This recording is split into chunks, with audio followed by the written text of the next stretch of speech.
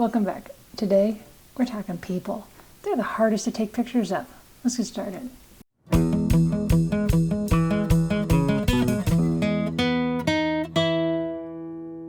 So before we get started, got two things. One, I got fan mail. I'm so impressed.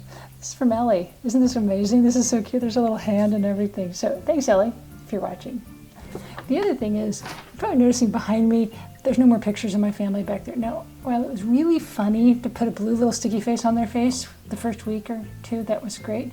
After a while, it was kind of like, I'd like to see my kids again. So I've rearranged the back of my set just a little bit. I took their pictures down. So don't be shocked if you don't see them in the background anymore. But let's get started. The first thing you really need to focus on is getting started. And if we look at the pictures on our example, you'll see that they're just kind of, they can be fun. They can be playful. Daughter at the zoo, they put elephant ears out. Hey, honey, go stand there. Click. You only get a second or so in some of these pictures. The one where Hoovy and the wizard are kind of, holding each other. Well, that's a bit weird and awkward, but it's fun. And you better be careful and better be quick with that camera, because if you miss it, it's only for a few seconds. I don't think, as strong as the wizard is, I don't know how long you could hold Hoovy. The other one, we've had that cat in a lot of our videos, and we took a picture on the boat before we saw it. I said, hey, we gotta get the cat in the picture. So hey, got the cat in there just to be silly. So one thing is making sure you're comfortable. Make sure the people you're taking pictures of, they're not terrified. Do you remember taking that school picture where the person said, sit here, knees here, head straight ahead, forward, tilt down, tilt to the right. And they were like micromanaging you, and you felt like you were a robot. And you wondered, this person is so creepy, am I going to be able to make it out of here in one piece? You've got to make them comfortable. Otherwise, they're going to have just a really odd smile. And we want them to look natural. Pictures don't have to be planned either. Sometimes we can take them candidly. Now, candid doesn't mean surprise, or it doesn't mean to be malicious. So the large picture there is Wizard on our cruise to Alaska this summer. It was cold. He didn't realize how cold it was going to be, so he bundled up when he was out there looking at the port of Juneau. And it's a rainy day. He doesn't have to look at the camera. I know what he looks like, but it's fun to see him looking down at the water. So seeing that interaction. The other one, there's my cat, Honey. Isn't she silly? And so she's sitting there, got her attention. She was taking a bath. Good thing she couldn't call me names. She probably had a few choice words for me. So remember, candid is taking pictures of them, not always looking at the camera. It's not surprising the crap out of them. Natural light. Sometimes you gotta use what's there. And a lot of times you can't use the flash. So the one on the left in our example, I'm gonna be honest, I didn't take that picture. That one was from my sister. That is my niece. They were at an aquarium. And if she had taken the picture with the flash, it would have reflected off the walls of the aquarium. It would have blown out. We wouldn't have seen it. And if you look in the background, there's a polar bear. Yeah. Do we need to see who she is? See every detail of her? No. It's the interaction of her at the aquarium. The bottom one, there's Wizard at the beach. And this is really harsh light. There's no way I could have gotten a flash to brighten him up. He was too far away. So the best I could do is use the light I have, and luckily it nicely hits the side of his face.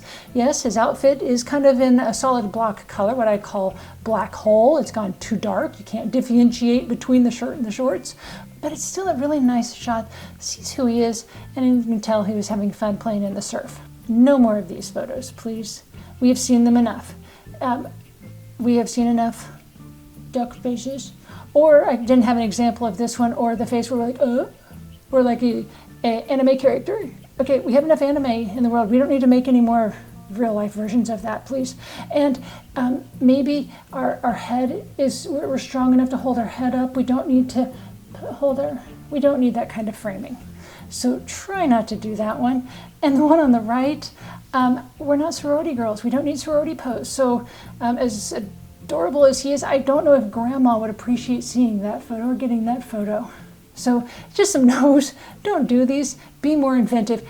These are what I would call cliche photos, and they look cheesy.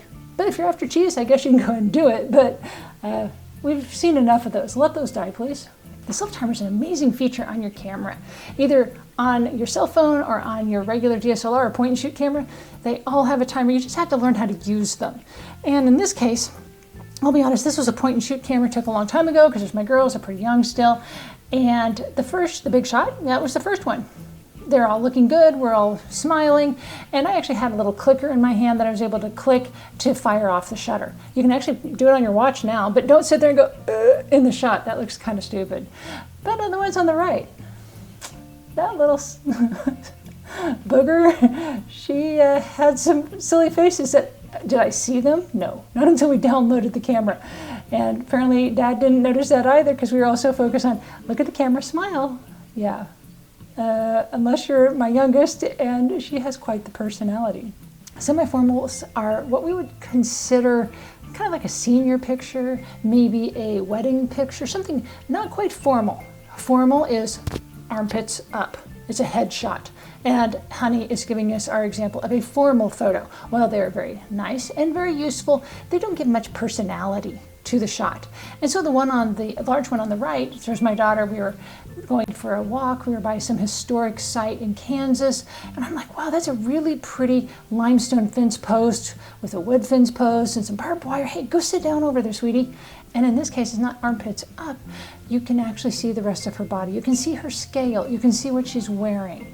There's much more personality there. And you can kind of see that silliness that she even had at that time.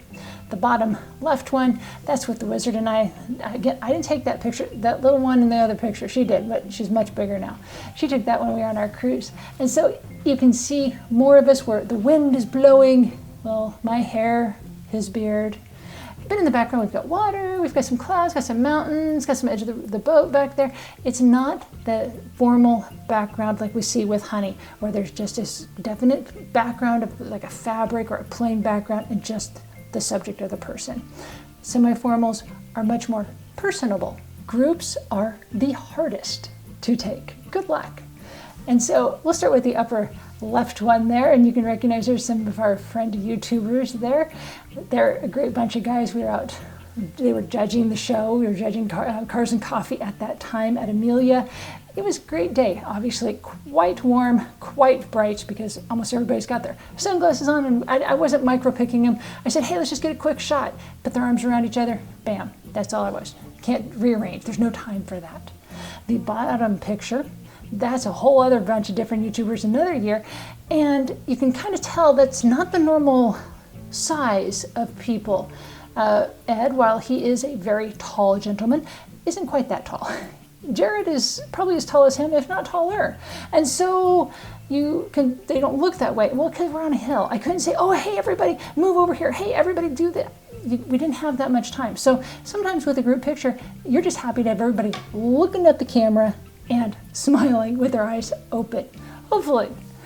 The one on the right, those are the biggest pictures I was ever tasked to take. Every year, they said, hey, you're the photography teacher. Go take the graduation picture with all the graduates in it. 150, 170, somewhere around there. Yeah, good luck. Okay, so what do? Well, in this case, sometimes you have to have some time where you have to plan ahead. And in this case, very simple. Front row, I would just say anybody 5 foot and under, let's get in the front row. And I would block that entire, there's bleachers there and there's railing. They're blocking that. Then on the next row, I'm saying I would progressively start stacking people and get taller, 5'5", 5'7", 5'10". So I slowly start getting taller and taller people. And so as we're going up the stadium seating here in these bleachers, the people that are shortest are in the front, the people who are tallest are in the back. And if somebody wasn't paying attention, which you would really hope by the time they're high school graduates would know how tall they are, if they're not in the right spot, they're not going to be seen. And in all actuality, if they didn't want to be seen, they would not have presented themselves in the picture. They wouldn't have shown up on time even. But in this case, I tell them, if you don't see me, the photographer, if you can't see me because I'm standing behind the camera's not going to see you. And in this case, there's probably a few people that are not fully seen, but I asked them, and I said, look between people, they knew. And of course, they were scared. This was before graduation. They wanted to get their diplomas. They didn't want to play their stupid card and not get that diploma as they went across the stage. So that was one of the biggest ones I have ever taken. And normally, I can't say they were always perfect, but for that many people, they did a good job. I hope you guys really like it. I'm really loving these videos with you guys. Next week, we're going to talk about black and white photos, how to really get good quality version, and do some photoshopping and doing some editing on them. So I hope you can turn in. Make sure you hit that subscribe, hit that bell, so make sure you get the notification, but I'll see you next week.